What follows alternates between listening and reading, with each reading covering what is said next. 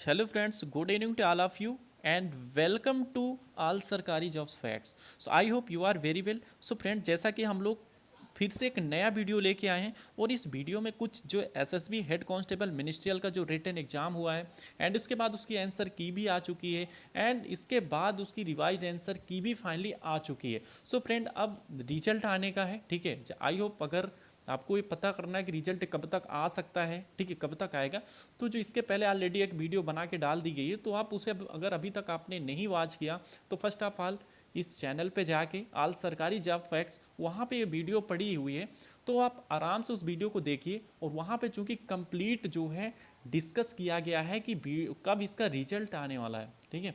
तो ये चीज़ें आपको क्लियर हो गई होंगी। तो जैसा कि इसमें हम लोग बात करने वाले हैं कि जैसे जिन कैंडिडेट्स का, ठीक है, मान लो कि 50% है, ठीक है, 50% है, यानी कि U R candidates and OBC candidates and SC ST candidates जिन्होंने ओनली 45% स्कोर किया है, ठीक है, क्या उनका फाइनल सिलेक्शन के चांसेज हैं? सबसे बड़ा डाउट्स यही है कि सबसे बड़ा डाउट्स है कि उन्होंने फर्स्ट पेपर में तो स्कोर बढ़िया किया, बट सेकंड पेपर में किस बेस पे उनको मार्क्स मिलेंगे? क्या स्टेप वाइज मार्क्स मिलते हैं या एक क्वेश्चन थोड़ा सा भी गलत होने पे मार्क्स पूरा कट जाता है या क्वेश्चन पूरा काट दिया जाता है? सो इसमें हम वो चीज़ों को सभी को डिस्कस करने वाले हैं, ठीक है। तो इस वीडियो को सबसे पहले आप पूरा वॉच करिए, ठीक है। वॉच करने के बाद अगर लगे आपको कुछ इन्फॉर्मेशन मिल रही है तो आप जरूर इस वीडियो को लाइक कर सकते हैं, अदरवाइज नो प्रॉब्लम, ठीक है। सो फ्रेंड, अब हम लोग चलते हैं, एनालिसिस करते हैं, ठीक है, कि चांसेज उन कैंडिडेट्स के क्यों हैं जिन्होंने सिर्फ ओनली 50% स्कोर फर्स्ट पेपर में किया है, ठीक है। और सेकंड पेपर में हम लोग ये सोचेंगे कि सेकंड पेपर में आपको कैसे मार्क्स मिलते हैं, कैसे वो लोग इवेल्युएट करते हैं, कैसे वो मार्क्स पे कैसे कैलकुलेशन करके मार्क्स देते हैं। सो फ्रेंड, आप वीडियो को देखें और अब हम लोग चलते हैं थोड़ा से मूल्यांकन की तरफ। तो क्या कैसे होता है, तो सबसे पहले हम लोग कट ऑफ की बात करते हैं। तो यहाँ पे जो सबसे बड़ा डाउट्स ये है कि पहले पेपर में कैसे क्या जिन कैंडिडेट ने 50% स्कोर किया है, ठीक है। तो अब हम लोग चलते हैं, मान लो कि यू आर कैंडिडेट, ठीक है, या फिर ओबीसी कैंडिडेट, ठीक है, जिन्होंने ओनली 50% स्कोर किया है, ठीक है।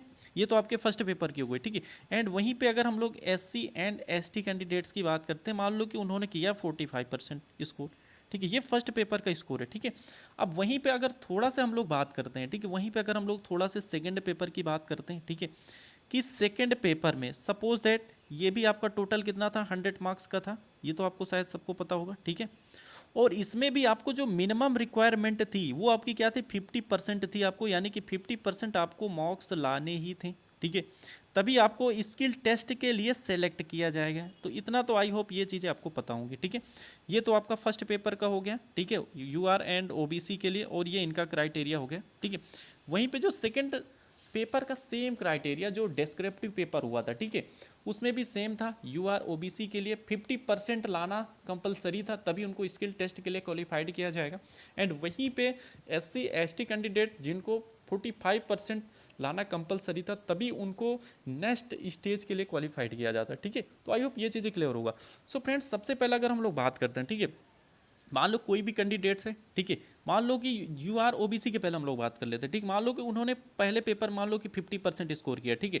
50% का मतलब हो गया आपका जो फर्स्ट पेपर में टोटल 100 मार्क्स का था, और 100 में से उसने यानी कि 50 मार्क्स स्कोर किए, ठीक है। तो यानी कि 100 में 50 नंबर हो गए, ठीक है। वहीं पे एससी एसटी की बात करें तो मान लो कि 100 में उसने कर लिया 45 नंबर, ठीक है। वहीं पे जब सेकंड की बात करते हैं तो भाई जो जिनका 50% गया होगा, ठीक है, उन्होंने जो भी है, हो सकता है कि पेपर बहुत अच्छा लिख दिया हो सकता है एवरेज भी पेपर लिख दिए हों, हो सकता है कुछ कैंडिडेट्स एक मतलब कि सिर्फ पास मार्किंग के लिए भी लिख दिए होंगे, ठीक है। तो वहीं पे अगर हम लोग थोड़ा सा मोटा मोटा स्कोर करते हैं तो मान लो पहले में 50% है उनके, ठीक है, ओवरऑल 200 की बात करते हैं, ठीक है। यहाँ पे जो हम लोग निकालने वाले हैं वो 200 पे निकालने वाले हैं, ठीक है। मान लो कि हम लोग 200 है, ठीक है।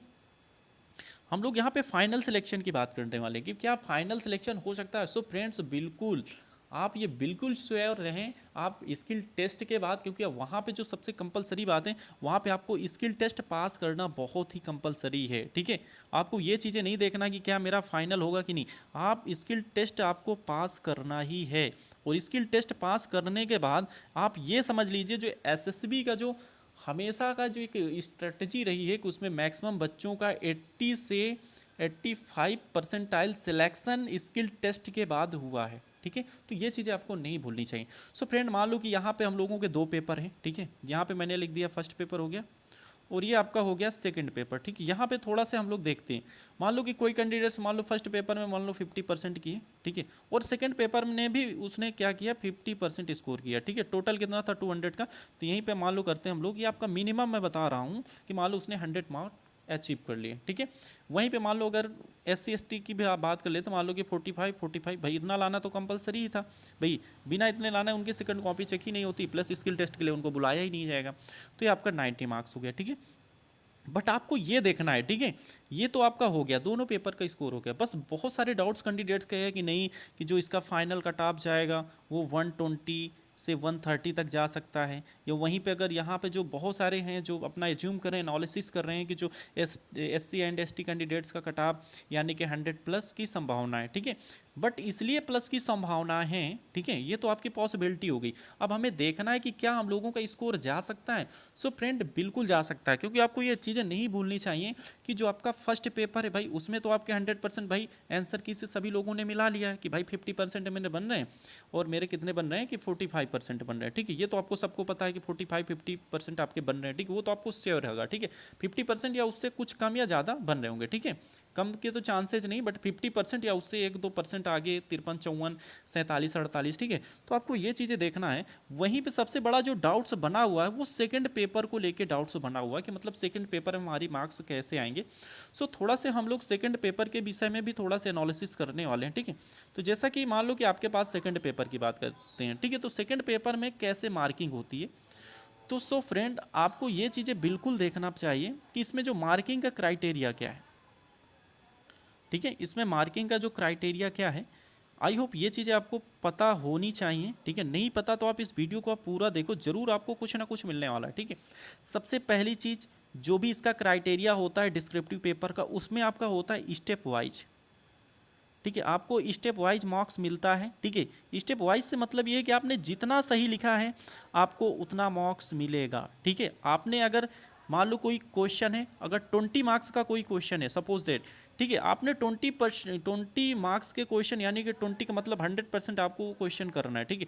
अगर आपने उसमें 50% ही सही कर दिया, ठीक है, तब भी आपको वहाँ पे 10 मार्क्स मिलने ही हैं, आपको ये समझना है। अगर आप नहीं 50% सही लिख रहे हैं यानी कि 20 मार्क्स में आप थोड़ा बहुत भी लिख दे रहे हैं, तब भी आपको उसमें 5 से बिलो मार्क्स मिलना ही नहीं, 5 तो आपको मिलना ही है, ठीक है।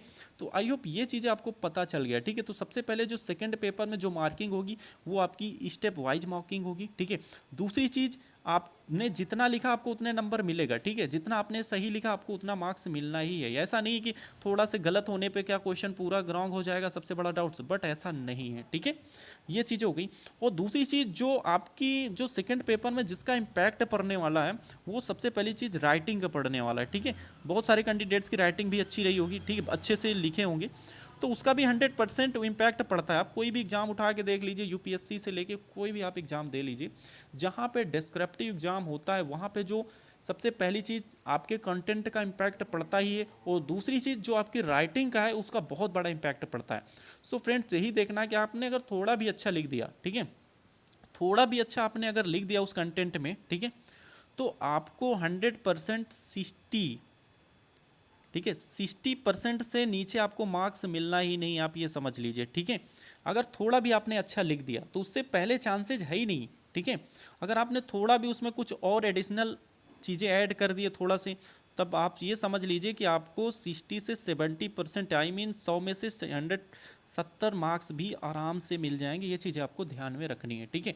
और वहीं पे मैं ये भी बता दिया जाए कि जो मार्क्स वहाँ पे बच्चों के इंक्रीज होने वाले हैं वो सबसे पहली चीज़ आपके लेटर में तो जिनने सही से उसका फॉर्मेट लिख दिया है, जिन कैंडिडेट्स ने, उसको तो ये है कि अगर 20 मार्क्स का है तो 20 में से तो आपको 15+ मार्क्स मिलना ही है, ठीक है।